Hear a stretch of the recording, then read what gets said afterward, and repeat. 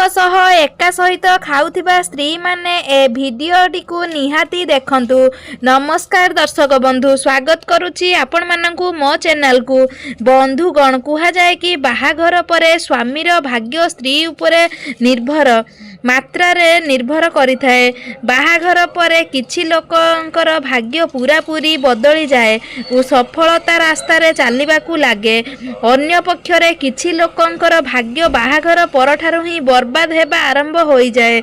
बर्बादीर कारण स्त्री मानकर किछि भूल होइथाए। भविष्य पुराण रे स्वामी और स्त्री पाई किछि नियम कानून कुहा जाइछि, जेउथिरे स्त्री मानकर किछि भूल विषय रे उल्लेख करा जाइछि। जदि स्त्री बाहाघर परे किछि भूल करे तो तार सीधा प्रभाव स्वामीर भाग्य उपरे पड़े।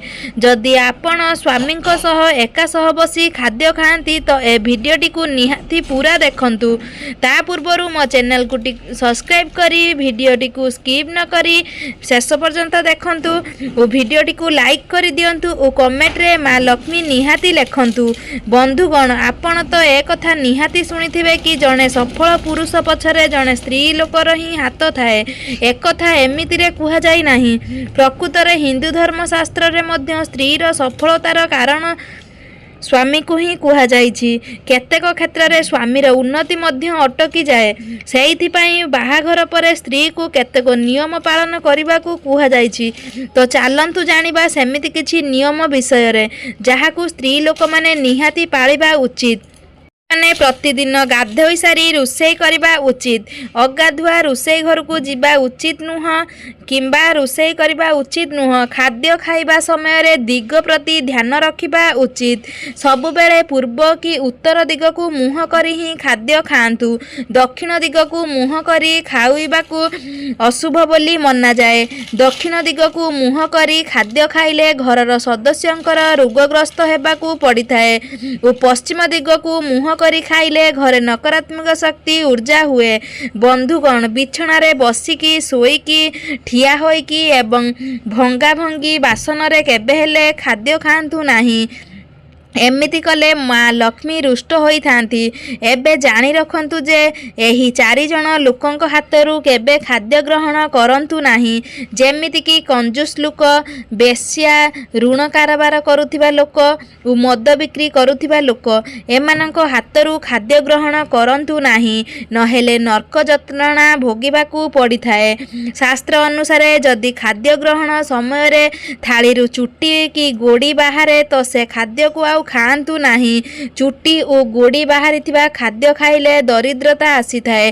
खाद्य को जदि कहीं डेई की चली जाए किंबा जदि थाली को गुईठा बाजी जाए सेमिति खाद्य को खाइबा उचित नुहे, कारण से खाद्य दूषित होई थाए।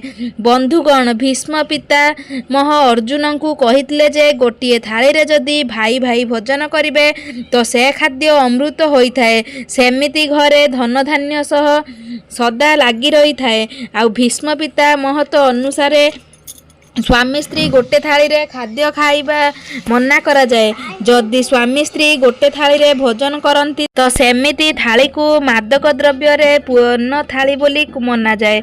स्त्री को सबु बेले स्वामी खाई सारिबा परे खाइबा उचित। सेमिति रे से घरे सुख समृद्धि बढ़े। मने रखिबे स्वामी स्त्री केबे हेले सांग रे खाइबे नाही। एहा द्वारा पितृपुरुषंकु अपमान लागि थाए ओ सेमाने आपणंकु देई थांती ओ सेमाने रुष्ट हेले घरे सुख शांति नष्ट होई थाए। करुथिबा समय रे केबे हेले स्त्री लोक माने खाद्य को अईठा करंतु नाही।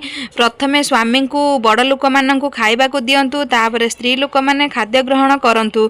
एहा द्वारा घरर धन आगमन हेबा सहित माँ लक्ष्मी मध्य प्रसन्न होई थांती। वीडियोटी भल लागिथिले लाइक करबा सहित चैनल को सब्सक्राइब करंतु। रहुछु नमस्कार, जय जगन्नाथ।